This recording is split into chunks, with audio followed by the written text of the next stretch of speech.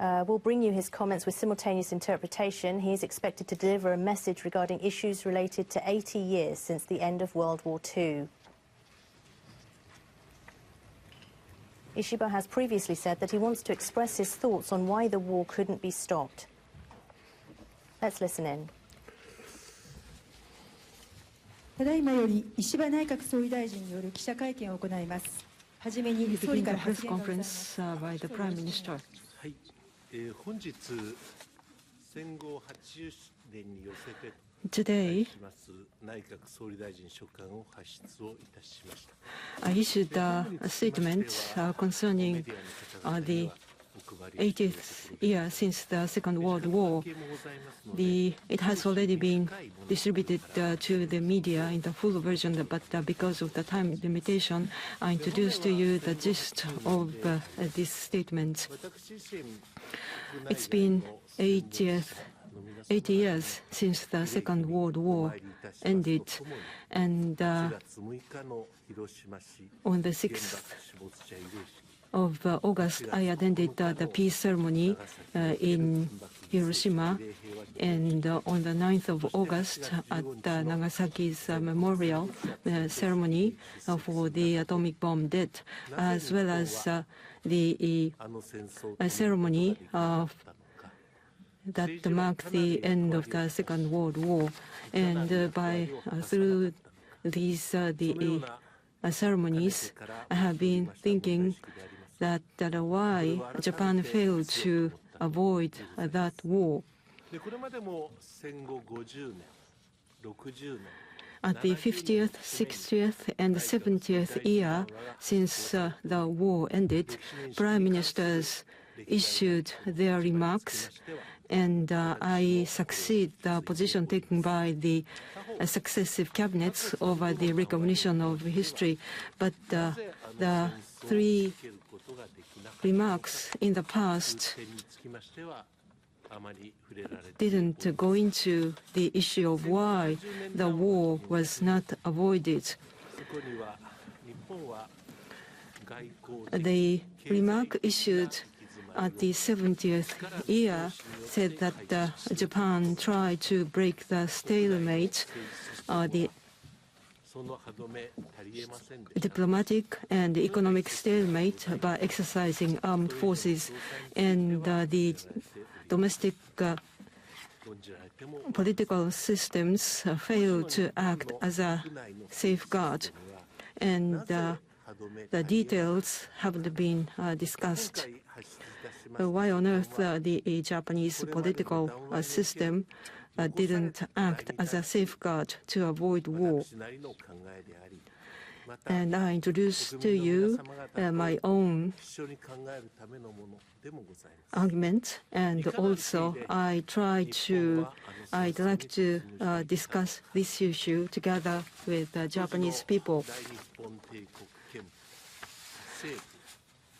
At that time, the Japanese government, media, the government, and the parliament, and also the imperial Japanese constitution all had problems. First, with the imperial Japanese constitution. Under this constitution, the supreme command over the military was independent of the politicians, and there is no civilian control.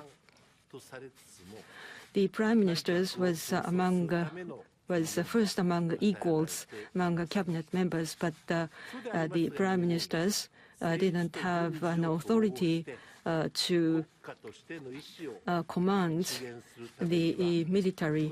And so, according to Maruyama Masao, a political scientist,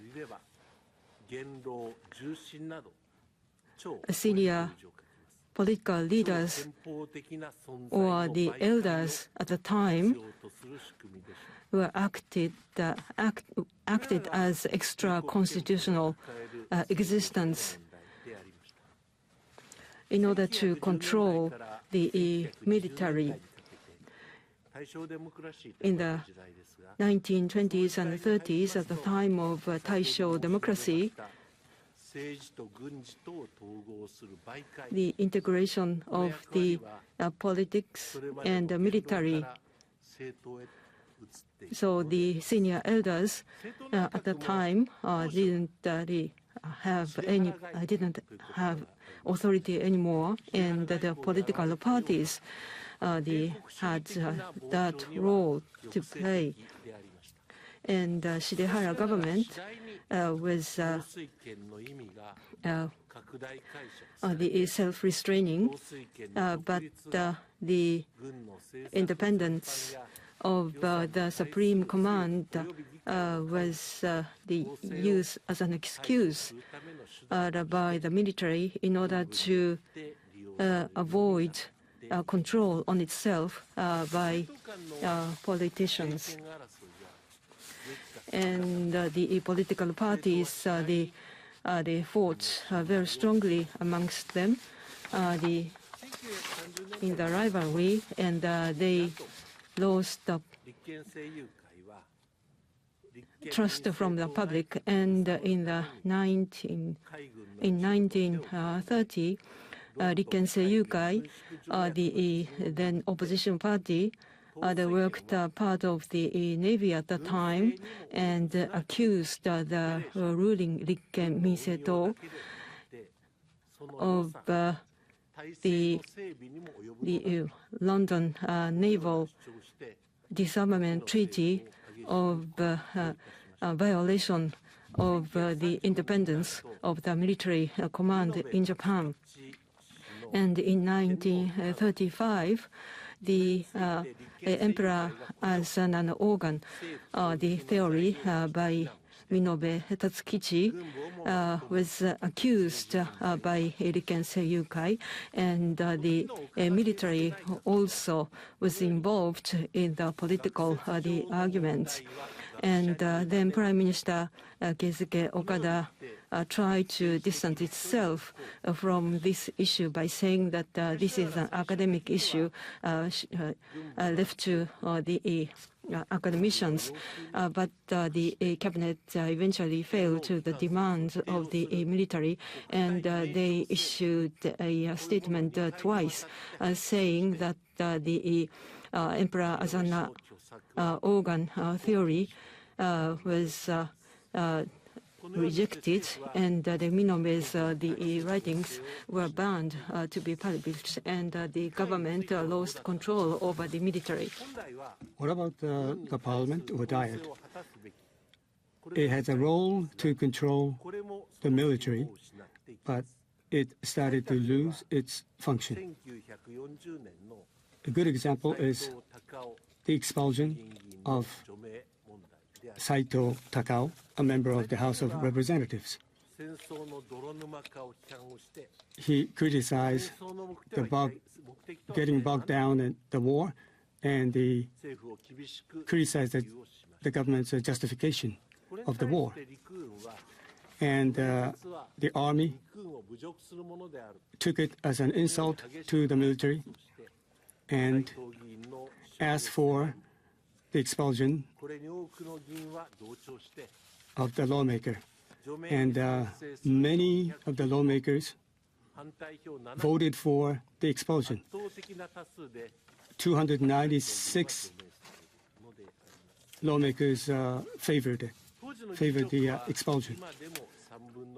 Now, the minutes at that time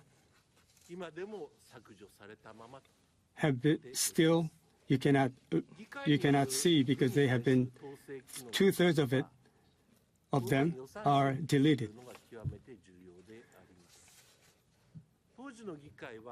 Now, the viceroy discussion was very important in terms of controlling the military, but again, it was not performing its function.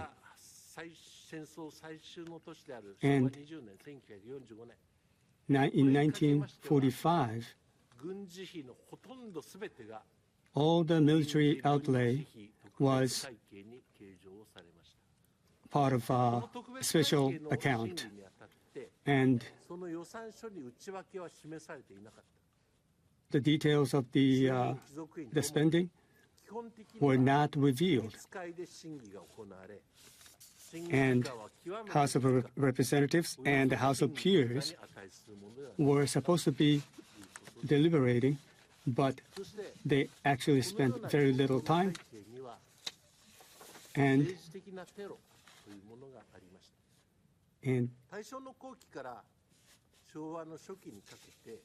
the end of Taisho period and till the beginning of Showa, 3 prime ministers were assassinated by nationalists and the young officers. 5.15 incident and 2.26 incident and others made it clear that it was not possible to freely talk about the policies and the budget.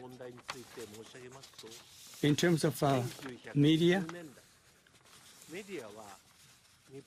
in 1920s, media were rather against Japan's policies to expand outwards. And Ishiba, a journalist, said that Japan should give up the colonies. But around the time of Manchurian incident, media shifted.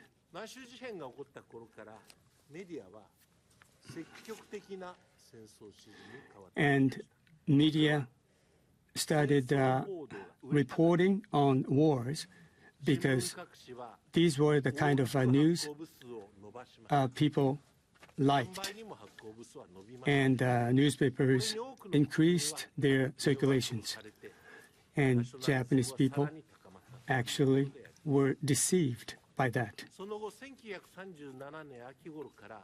And 1937, freedom to speech was controlled. And gathering information and analysis became also very difficult. 1939, German-Soviet non-aggression pact. About this signing of this pact, Hiranuma administration said something extraordinary happened, and then the whole the administration resigned. So that means, that tells you that they were not able to gather enough information. Now, we do have a system now of civilian control, and self-defense force is under the control of Prime Minister. And national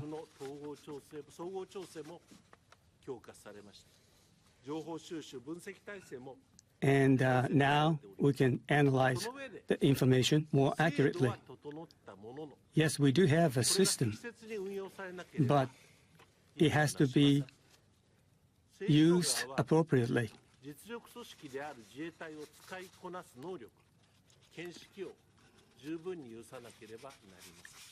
Politicians or the leaders have to have the capability to use military.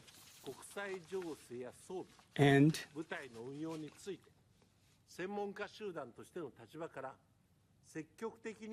we have to actively explain what is going on, and politicians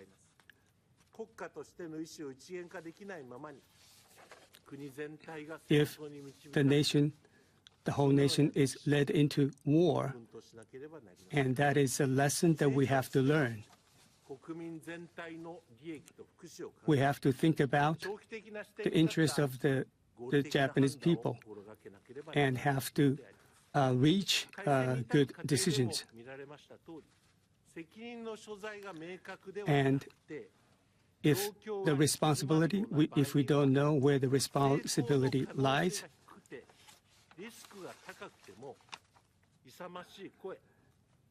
sometimes, even if the possibility of success is not very large,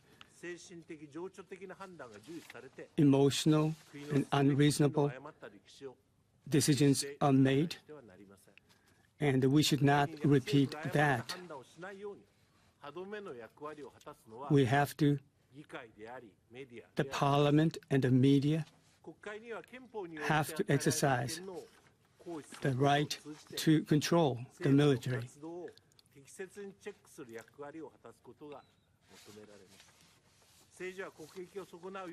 Now, political interest and self-interest should not be the priority of leaders. In terms of media,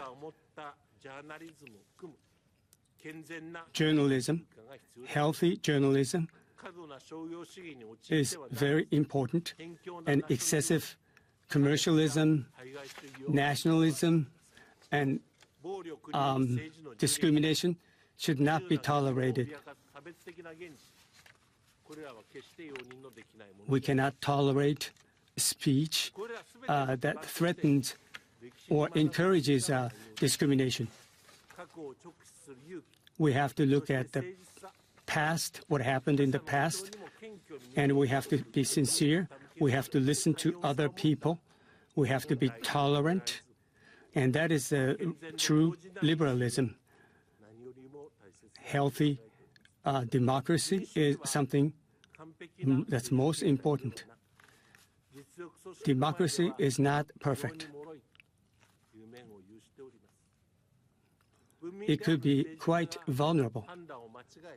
Politicians who are civilians sometimes make poor decisions and go to war.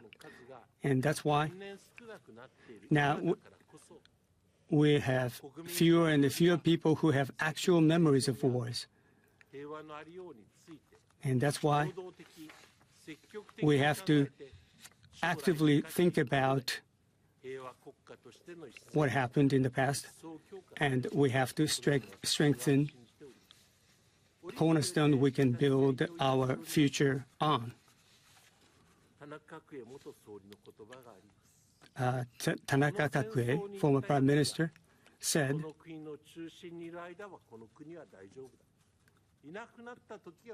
people who went to war are still around, then we are okay. But once those people are gone, we're in trouble. So young people have to study. That's what he said. I think that is very important. I also said this at the United Nations. Without looking at the past, we cannot hope for a bright future. That's what I strongly believe. And that's all from me. Okay, so we would like to have questions.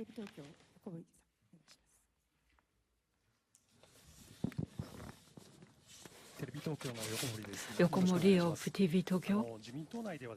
Within the LDP, Ms. Takaichi and other conservative members are against your issuing this statement at the 80th year since the Second World War. What do you think?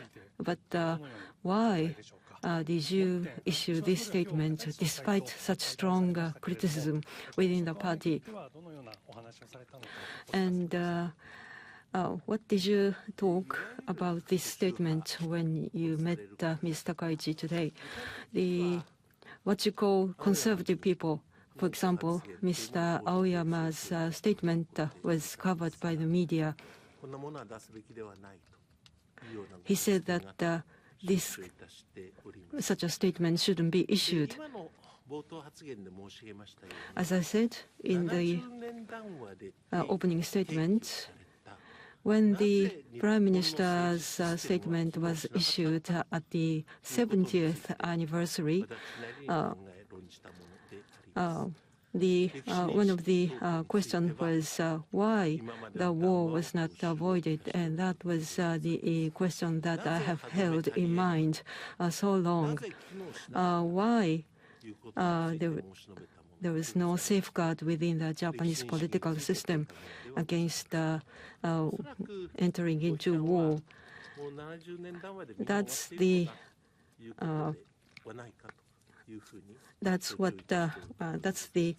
theme of this statement. This statement is not about the history, recognition of history. Why there was no function in Japan to stop the war? That was and this statement tried to answer that question. So this is not revisit the history recognition of the Japanese cabinet. And when I met Ms. Takaichi, I said that I would issue this statement, but I will not comment what how she responded. Maruhashi from Jiji-Tsushin. The current situation is that it's a transitional period, and you are just about to resign. And why do you use this timing to make this statement? Also, you talked to Professor Kitaoka, and what kind of books or what kind of information did you use to make this statement? Back in March, I visited the Iwo Island and the Philippines. In April, in August, Hiroshima, Nagasaki, and the ceremony for fallen soldiers. And I made the speech at the United Nations. So throughout, I did think about this. And this year marks the 80th anniversary of the war. And until we have a new Prime Minister, I have to do my best as a Prime Minister. Now, to mark the 80th anniversary, so what went wrong? This settlement, this statement is about what went wrong, and this is my own opinion. And so far, I have listened to, talked to many people, and as a result, I decided to make the statement today. And with Mr. Kitaoka, we actually, I've been getting a lot of, I learned a lot from him, and I also learned from other people. And this is